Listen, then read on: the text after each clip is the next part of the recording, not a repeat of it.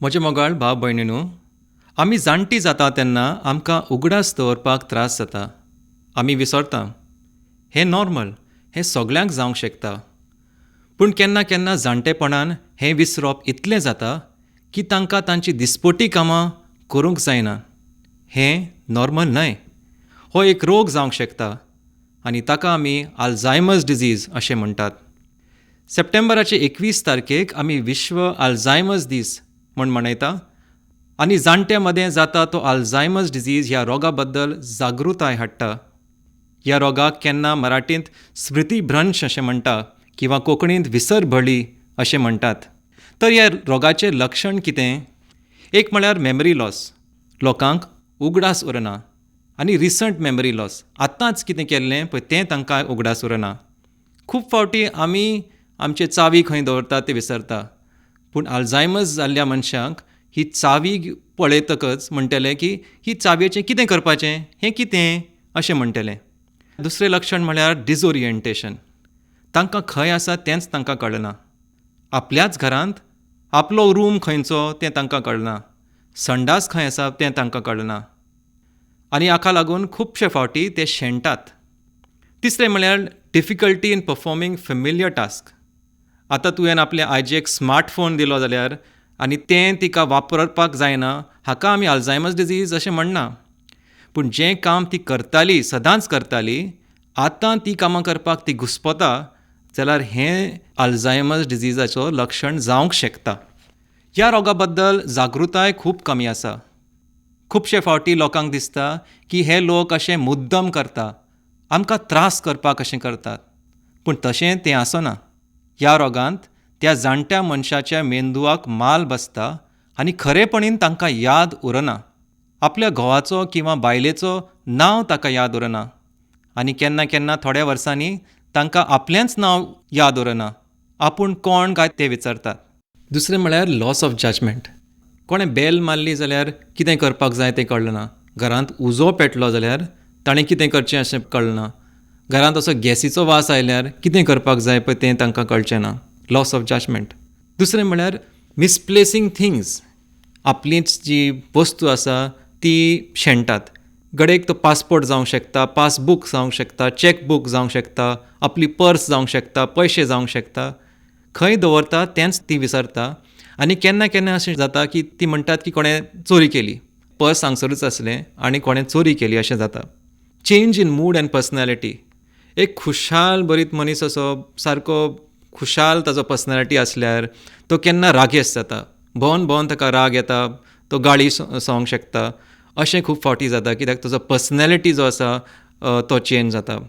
केन्ना केन्ना अशें जाता की तांकां खूब लॉस ऑफ इनिशिएटीव असं जावंक शकता. कांयच करूनशें दिसना, ओग्गी बसतात घरांत. सो ही जावन आसा लक्षणां आल्झायमर्स डिजीज ह्या रोगाची. आतां तुमी जागृत जाले आनी असले मनीस तुमच्या घरांत, तुमच्या इश्टां मदीं, तुमच्या सोयऱ्यां मदीं किंवा तुमच्या गांवांत आसल्यार तुमी कितें करपाक जाय? एक म्हळ्यार तुवें दोतोरांक दाखोवपाक जाय. आमचे गोवा मेडिकल कॉलेजीन दोतोराक दाखोवपाक जाता. डिपार्टमेंट ऑफ न्युरोलॉजी डिस्ट्रिक्ट हॉस्पिटलांत दाखोवपाक जाता. आनी त्याच बरोबर गैर सरकारी संस्था जी आसा, जशें आमी चलयता एक डिमेन्शिया सोसायटी ऑफ गोवा, नाजाल्यार सांगात आनी डेनिस जावीस मेमोरियल ट्रस्ट, हे 3 संस्था गोंयांतूच आसा आनी ते असले लोकांक मदत करता. जायते फावटी अशें जाता की ह्या रोगाक असो क्युअर नासना. पूण विसरभळीचें थोडें कारण जें आसा तें विटमीन कमी आसल्या कारणाक जाता. आनी तो करेक्शन केल्यार विसरभळीचें जी लक्षणां आसा ती कमी जाता. तो रिवर्स करूंक जाता. 5 ते 10% लोकांचो विसरभळी जी आसा ती आमी सारको ट्रीट करपाक जाता. थायरॉयडचो प्रॉब्लेम जावंक शकता, हायपोथायरॉयडिझम म्हणटात. तो थायरॉयडचो प्रॉब्लेम आमी ट्रीट केल्यार ती विसरभळी जी आसा ताका लागून जी जाल्ली आसा पळय ती वयता. ताका लागून दोतोराक तुमी मेळपाकूच जाय आनी डायग्नोसीस घेवपाक जाय. Diagnosis is the first step to care. पूण त्याच बरोबर घरांत तांची देखभाल करपाक जाय. आनी खूब फावटी जे लोक आल्झायमर्स डिजीज जाल्ल्या लोकांची देखभाल करता तांची मानसीक स्थितीच बिगडटा. जे लोक आल्झायमर्स डिजीज जाल्ल्या लोकांची देखभाल करता तांणी आपली मानसीक परिस्थिती सांबाळूंक घेवंक जाय. आमी हाजेर शोध केल्लो आनी आमकां कळून आयलें की चडशे ह्या लोकांची देखभाल करता ती जावन आसा बायलां. तांकां आपली घरचीं कामां करचीं पडटा, शॉपिंग करचें पडटा, भुरग्यांची देखभाल करची पडटा आनी त्याच बरोबर ह्या अल्झायमर्स जाल्ल्या मनशाची देखभाल करची पडटा जेन्ना तांकां कांयच खबर आसना की ह्या मनशाक कितें जालां आनी कित्याक लागून असली वागणूक करता. हाका लागून जागृताय म्हणल्यार मेन. तुमी दोतोराक मेळपाक जाय आनी दोतोरा कडल्यान डायग्नोसीस घेवपाक जाय. Diagnosis is the first step to care. आनी जे लोक ताचे केअर गिवर्स आसतात ताणें एक ब्रेक घेवपाक जाय. दुसऱ्यांनी तांकां एक मदत करपाक जाय. थोडे फावटी जे जाणटे आसा ते एका घरांतल्यान दुसऱ्या घरांत वचूंक जाता आनी दुसऱ्या भुरग्यां कडेन अशें रावंक शकता. आनी त्याच बरोबर हांगसर सरकारान येवपाक जाय आनी जे सर्विसीस आसा for people with Alzheimer's disease हें ताणें वाडोवपाक जाय. खूब फावटी घरांत तांची देखभाल करपाक तांकां खूब खूब कठीण जाता. सरकारान लाँग टर्म केअर सर्वीस जे आसा ते डेवलप करपाक जाय आनी त्याच बरोबर प्रायमरी हेल्थ सेंटरान असले लोकांक थ्रू कम्युनिटी हेल्थ वर्कर्स कसले हेल्प करूंक जाता तें ताणें पळोवपाक जाय. आमच्या भारतांत 40 लाख लोकांक हो रोग जाल्लो आसा. ह्या वर्सा आमचो मुखेल मुद्दो जावन आसा ह्या रोगाचेर आमी रोखताम कसो हाडचो. तुमी हे 5 टिप्स याद दवरपाक जाय. एक म्हळ्यार जें आमचें काळजाक बरें तें आमचें मेंदवाक बरें. What is good for the heart is good for the brain. म्हळ्यार तुका डायबिटीज आसल्यार, प्रेशराचें आसल्यार, कोलेस्ट्रॉल वाडल्यार तें तुमी कंट्रोलार दवरपाक जाय.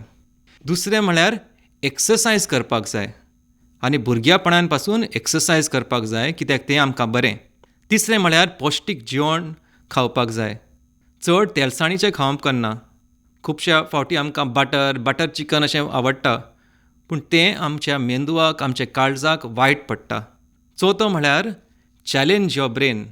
म्हणजे कसलें आपले मेंदवाक चॅलेंज करपाक म्हणजे शतरंज असले गेम खेळपाक जाय, क्रॉसवर्ड करपाक जाय, सुडोको तें खेळपाक जाय. तें आमचे मेंदवाक बरें पडटा आनी अल्झायमर्स डिजीज असले रोग नांव जावपा खातीर आमी ताजेर असलो रोखथाम हाडूंक शकता. आनी पांचवो म्हळ्यार सामाजीक कार्यक्रमांत तुमी भाग घेवपाक जाय. खुशालपणीन ते कार्यक्रमांत भाग घेवपाक जाय.